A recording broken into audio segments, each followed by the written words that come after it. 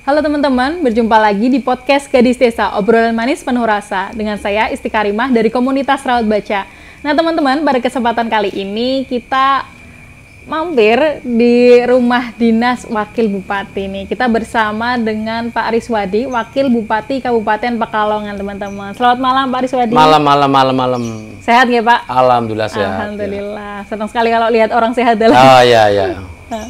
Nah teman-teman, dan Pak Riswadi ini kita pingin tahu lebih dalam nih Pak terkait sosok Pak Riswadi ini, karena kan teman-teman banyak yang penasaran nih Pak Riswadi itu seperti apa sih. Nah kita pingin ngulik biografi Pak Riswadi. Mungkin boleh diperkenalkan dulu Pak sedikit, Pak Riswadi itu dulu prosesnya sebelum jadi Wakil Bupati itu kesibukannya apa Pak, dan bagaimana sih proses perjalanannya Pak? Ya saya itu lahir di Gandarum 48 tahun yang lalu, tahun tepatnya 23 Maret tahun 1973. Saya orang kampung, orang desa, yang lahir di desa, dengan kekulturan desa. Kami masuk dunia politik itu sesuatu yang sebenarnya tidak ada terbenak dalam pikiran kami. Hanya Allah Tuhan yang memberikan jalan saya sampai ke arah ini. Saya anggap ini sebagian dari anugerah yang saya peroleh. Kami sebelum jadi politisi adalah pedagang kayu.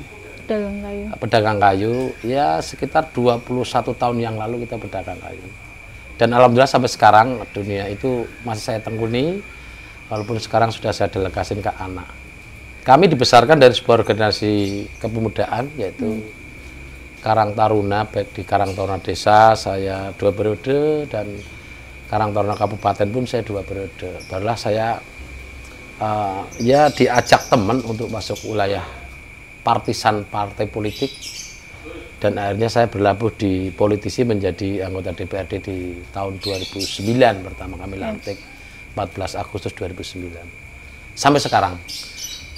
Kami di DPRD 3 periode dan di eksekutif baru kali ini, karena kami mengikuti konstelasi politik pilkada itu sudah 3 kali tapi baru berhasil. Itu yang perlu saya sampaikan. Tetapi perjalanan liku-liku kami ya di politik agak begitu lelah dan berat ya, karena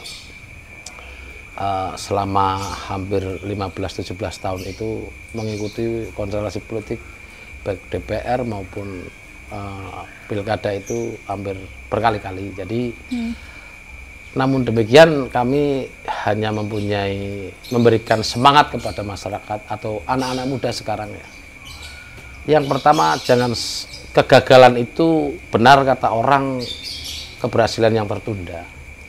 Yang lebih spesifiknya adalah jangan jadi orang yang patah semangat di dalam menggapai cita-citamu apabila belum tercapai. Karena yang kuasa itu akan memberikan jalan untuk ke arah ke situ. Bahasa Jawanya itu sopo sing temen bakal tekan. Jargon itu awalnya kami tidak percaya, tetapi faktanya memang iya ternyata. Tetapi ini butuh kestabahan, ketekunan, keuletan, dan kesabaran yang tinggi, dan jangan putus asa, yakin bahwa besok matahari akan terbit dari ufuk timur. Nah, jadi itu membuat semangat kita. Saya rasa itu ilustrasi, gambaran sekilas deh. Berarti benar-benar dulu step by step gitu ya Pak? Oh iya, saya dari bawah banget. Kami tidak ada gitu ya, keluarga politisi tidak punya. Keluarga birokrasi, kita masyarakat, ibu bapak kami petani. Jadi saya kadang sampaikan, kalau hari ini kau belum mapan, kalau hari ini kamu belum sukses, jangan putus asa, jangan tersinggung, dan jangan merasa kecil hati.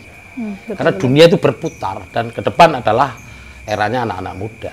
Yang tua-tua mesti minggir, dan yang muda persiapkan dirimu, persiapkan mental-mental teman-teman adik-adik sekarang supaya menggapai kehidupan di depan itu sudah estafet itu akan berganti untuk anak-anak muda. Betul. Ilustrasinya gitu.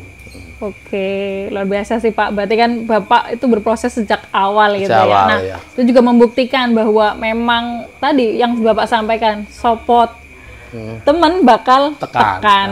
Nah, siapa yang bersungguh-sungguh bakal Sampai akan sampai tujuan, pada ya. tujuannya teman-teman ya. Jadi teman-teman yang muda-muda ini jangan patah semangat ya jangan, Pak ya. jangan. Nah, saya tertarik nih Pak, karena tadi Bapak menceritakan di Karang Taruna dulu berarti ya, awalnya. Nah, berarti dulu sudah di Karang Taruna dan menggeluti bisnis atau gimana itu Pak ceritanya Pak? Karang Taruna dulu. Karang Taruna dulu Ya, jadi kami itu kan dulu memang suka bergaul, suka berdiskusi, berdialog, dan suka apa ya, kalau kita punya kemampuan apalah yang kita punya, kita suka membantu orang lain. Ya. Dalam tanda kutip tidak harus material ya, mungkin apa yang kita bisa. Nah, mungkin dari sikap itu masyarakat menilai ini bisa untuk apa ya, untuk menjadi teman yang baik atau menjadi apalah bahasanya lah, kami tidak terlalu tinggi lah bahasanya. Karang Taruna itu, jadi setelah Karang Taruna kita baru bermain usaha, berusaha. Dari kemampuan Karang Taruna ini kita kan bawa gerbong kepemudaan ya. Bagaimana pada waktu itu citra pemuda itu sukanya berantem, sukanya pokoknya terkungkung lah, karena mereka kalau ketemu dengan ya zaman-zaman itu kan memang zaman-zaman kayak model kayak gitu, tawuran itu umum. Jadi saya memberikan bagaimana citra positif pemuda itu, jangan gitulah. Kalau citra pemuda jangan gitu, bagaimana kita baik dengan orang lain, komunikasi dialog. Kalau orang sukanya tawuran itu kan terkungkung, dia tidak bisa pergi kemana-mana, takut-takut kalau keluar ketemu dia gitu. Lah, dari organisasi ini kami berpikir membuat sebuah program apa ya, sebuah giat yang kiranya positif. Salah satunya kalau Karang Taruna biasanya giat yang paling efektif adalah ya olahraga. Ya betul, banyak olahraga, suka iya. diminati Karena olahraga itu teman-teman kan muda ya, ya Pak. anak-anak muda seperti voli, sepak bola dan lain-lain, minton itu kan akhirnya bikin sehat dan akhirnya pikirannya tidak aneh-aneh, tidak begadang, tidak berantem karena mereka capek dan ini positif thinking di dalam giatnya itu. Wah, luar biasa nih. Ternyata prosesnya penggerakan anak mudanya luar biasa ya Pak, ya, dari situ ya Pak. Nah, dulu kan sudah nyaman nih, maksudnya bersama teman-teman anak muda, kemudian berbisnis gitu ya Pak. Apa sih yang kemudian melatar belakangi tertarik di dunia politik nih Pak? Ya, satu gini, orang bisnis itu orientasinya profit oriented, hanya material dan sesuatu juga menjenuhkan juga, walaupun kita usaha kecil-kecilan ya, tetapi kita belum mampu menyuguhkan yang maksimal kepada rakyat. Kalau kita ingin membantu, kalau itu sosial ya sepanjang kemampuan finansial yang kita punya, itu pun hanya berapa persen. Tapi saya melihat orang politik itu dengan duitnya rakyat, kebijakannya dia untuk membantu masyarakat secara luas. Kan sama-sama ibadah kalau menurut saya. Saya nggak tertarik ini bagaimana mengangkat sebuah infrastruktur desa yang rusak supaya bisa terbiayai oleh pemerintah, didengar, ditindaklanjuti, dan pada waktu itu belum ada DD kan. Maka orang-orang yang bermain politik mesti sekitar-kitar daerahnya mesti infrastrukturnya bagus. Kalau ada permasalahan, merayakannya dengan apalah segera tertangani. Ini saya agak tertarik pada waktu itu. Jadi politik ya sambil-sambil kita kadang apa ya, melihat di TV, baca di koran, itu kok kayaknya kok enak kayaknya itu.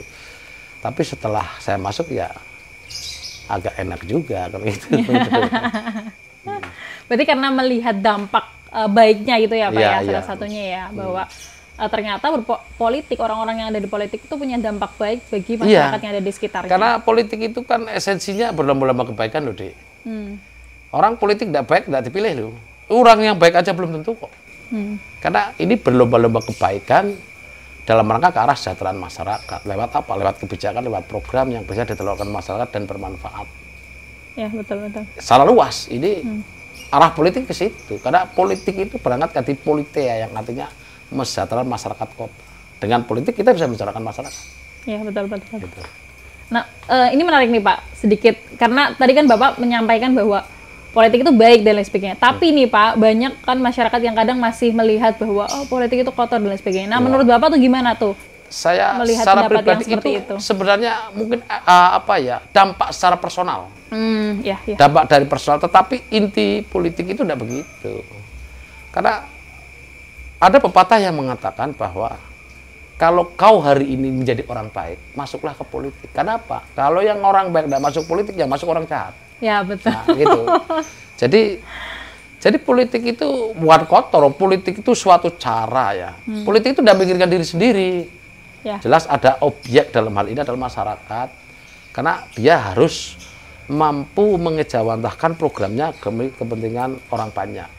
Kalau tidak mampu melakukan itu, jelas ke depan tidak dipilih kembali, itu pasti. Ya, betul. Itu. Karena masyarakat itu cerdas dan dinamis. Itu. Artinya ketika teman-teman merasa baik gitu ya, Oh, ya harus dipilih masuk kembali. ya. Ya. Kalau mereka baik, masuklah. Masuklah ke politik, walaupun masih tingkat bawah, tidak masalah. Kalau baik, punya etikat baik, perjuangan masyarakat, gigih, tekun, sabar, serta punya empati kepada publik, masuklah ke politik. Betul. Supaya semangatnya juga itu ya Pak, benar-benar tersampaikan Iya. gitu. Jadi jangan hanya berkomentar bahwa politik kotor dan sebagainya, tapi buktikan. Kalau kamu memang merasa baik, masuklah politik dan warnai itu semua gitu ya. Iya.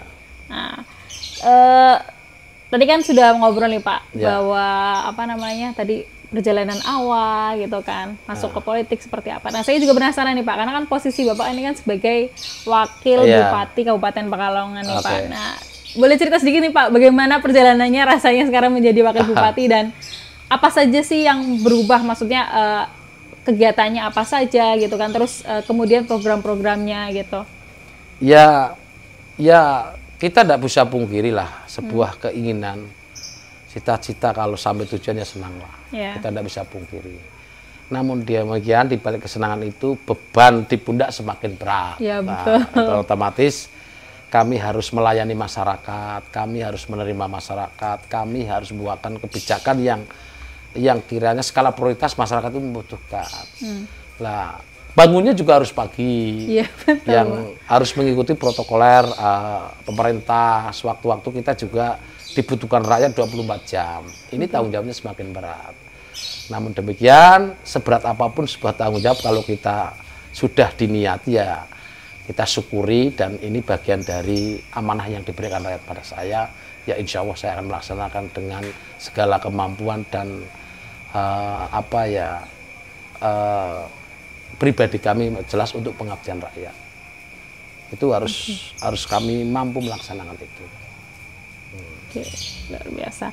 Nah, mungkin juga boleh dijelaskan sedikit Pak terkait harapan dan tantangannya nih Pak setelah memimpin ya kan sebagai wakil Bupati Kabupaten Pekalongan, apa saja sih Pak harapan dan tantangannya gitu? Harapannya kami bisa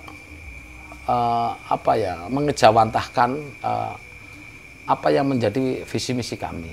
Karena visi misi kami itu arahnya adalah, kami buat visi misi adalah sebuah program yang kami tangkap di lapangan bahwa inilah yang rakyat butuhkan. Mesti dalam rangka ke arah sejahtera. Salah satunya adalah infrastruktur, pendidikan, kesehatan, dan lain-lain. Ini bagian yang dibutuhkan masyarakat Kabupaten Pekalongan hari ini. Nah, bentuk visi misi ini sebagai tantangan kami untuk bisa diaplikasikan di lapangan. Apakah mampu, memungkinkan mampu, namun demikian kami menyadari situasi sekarang dengan pandemi COVID ini kan serba sulit. Di salah satu sisi tuntutan kesehatan penting, salah satu sisi adalah perekonomian juga harus tumbuh. Ya, betul. Yang kebiasaan kehidupan masyarakat diatur secara otomatis, ini jelas mempengaruhi tingkat pertumbuhan dan laju ekonomi serta perpindahannya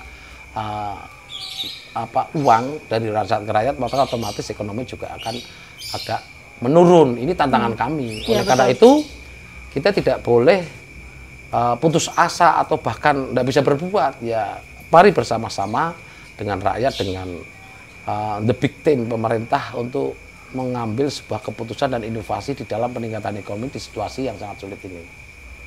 Dan yakin bahwa COVID-19 itu sudah di kemudian hari.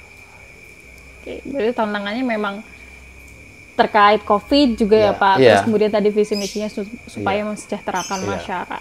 Karena memang semakin kesini kan juga tantangan era globalisasi dan sebagainya juga semakin luar biasa ya Pak ya. Luar biasa ya. Apalagi sekarang zamannya sudah semua digital dan lain sebagainya, itu kan juga jadi tantangan besar bagi pemerintahan ya Pak. Nah ini saya juga tadi kan Bapak menyebutkan bahwa dulu sebagai Ketua Karang Taruna ya Pak ya. Nah saya jadi tertarik nih Pak. harapan dari Pak Wakil Bupati untuk teman-teman pemuda nih yang generasi sekarang. Karena kan generasi sekarang itu mungkin ya Pak ya, itu kan terkenal dengan generasi yang instan gitu, karena suka kesuksesan yang cepat dan lain sebagainya. Nah, Bapak kan sebagai salah satu dulu yang pernah merasakan berproses nih Pak, dengan perlahan-perlahan seperti itu. Nah, mungkin boleh Pak, diberikan pesan lah kepada generasi muda gitu. Jadi gini, wahai adik-adikku, anak-anakku ya, para generasi muda yang lahir di era milenial ya, dunia 4.0 ya Pak, karena di dunia yang serba canggih ini, yang pertama adalah apapun persiapkan pendidikan. Pendidikan itu penting karena pendidikan itu yang bisa meningkatkan mutu kehidupan. Dari pendidikan itu orang bisa membuka celah dunia dan selalu punya alternatif. Yang selanjutnya, anak muda ini di zaman apapun keberhasilan itu tidak, orang-orang yang berhasil hari ini itu tidak langsung berhasil, tidak semudah membalikkan telapak tangan. Dia tetap punya proses, dan di dalam keberhasilan ini mustahil tidak ada kegagalan. Justru kegagalan itu membuat orang itu akan berhati-hati dalam melangkah. Dan kegagalan itu apakah perlu, kalau bisa tidak ada kegagalan, tetapi kadang itu tidak bisa dihindari. Dengan kegagalan orang akan berhati-hati di dalam mengambil sikap, akan tekun, akan menyadari bahwa ini salah dan saya tidak akan melakukan kesalahan yang kedua kali supaya saya berhasil. Tantangan zaman di era milenial ini sangat berat sebenarnya, karena orang sudah sangat mudah semuanya, dunia dalam genggaman, di mana Anda duduk dan berada, Anda bisa berinteraksi dengan dunia. Ini butuh orang-orang yang mempunyai keberanian untuk mengambil sikap. Jadi jangan takut mengambil keputusan, jangan. Mendingan kita ambil keputusan, baru tahu akan apa yang harus dilakukan kemudian hari. Tapi kalau selalu banyak mikir, kita tidak bisa bergerak. Laksanakan dulu, jangan banyak mikir. Baru setelah itu dipikir, oh bahwa langkah saya ini harus begini.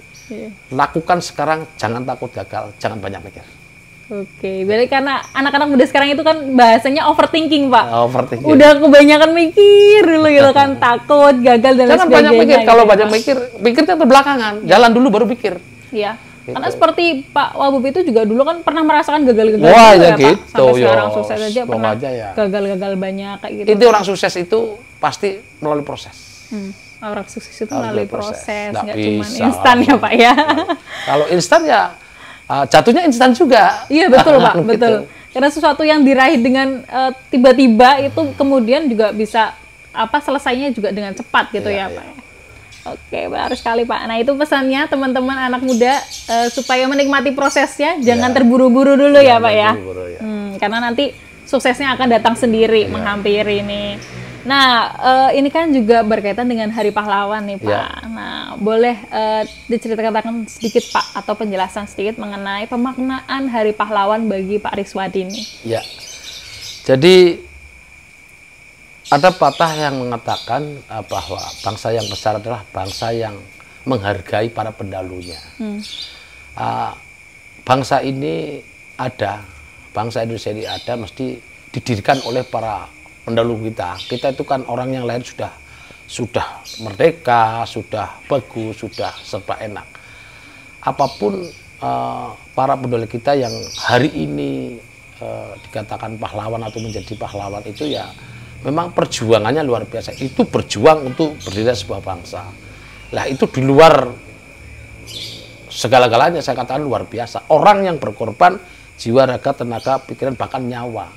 Hanya untuk, bahkan dipertaruhkan semuanya untuk mendirikan sebuah bangsa.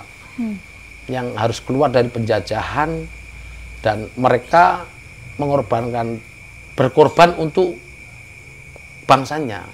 Yang hari ini anak cucunya menikmatilah atas perjuangan para pendahulu kita. Serba enak semua hari ini, apa yang tidak enak sekarang. Oleh karena itu, mari kita hargai di Hari Pahlawan Nasional ya. 10 November ini, mari kita isi dengan memaknai, menghargai kepada para pahlawan kita dengan mengisi pembangunan dengan mengisi kegiatan-kegiatan yang positif, yang ke arah peningkatan kesejahteraan rakyat Indonesia pada umumnya. Dan kalau bisa bagaimana yang kita punya pemikiran, punya ide, kita curahkan sumber daya manusia yang ada, kita berbagi kepada orang lain. Inilah cara untuk mengangkat derajat masyarakat kita. Oke, luar biasa sekali. Jadi itu ya teman-teman, pemaknaan Hari Pahlawan itu tidak terbatas kemudian kita hanya mendoakan, tapi juga kita membuktikan kecintaan kita terhadap pahlawan-pahlawan kita dengan cara apa? Berkarya ya teman-teman, bisa dengan berkarya, terus kemudian mewujudkan ide-idenya dan juga bermanfaat untuk masyarakat luas. Iya, tentunya. Nah, terima kasih sekali Pak Riswadi karena sudah meluangkan waktunya dan sama-sama juga memberikan, semoga bermanfaat untuk anak-anak muda. Amin. Nanti semoga juga menjadi inspirasi untuk teman-teman anak desa di seluruh Indonesia. Oke, terima kasih teman-teman sudah menyimak podcast Gadis Desa dan sampai jumpa lagi.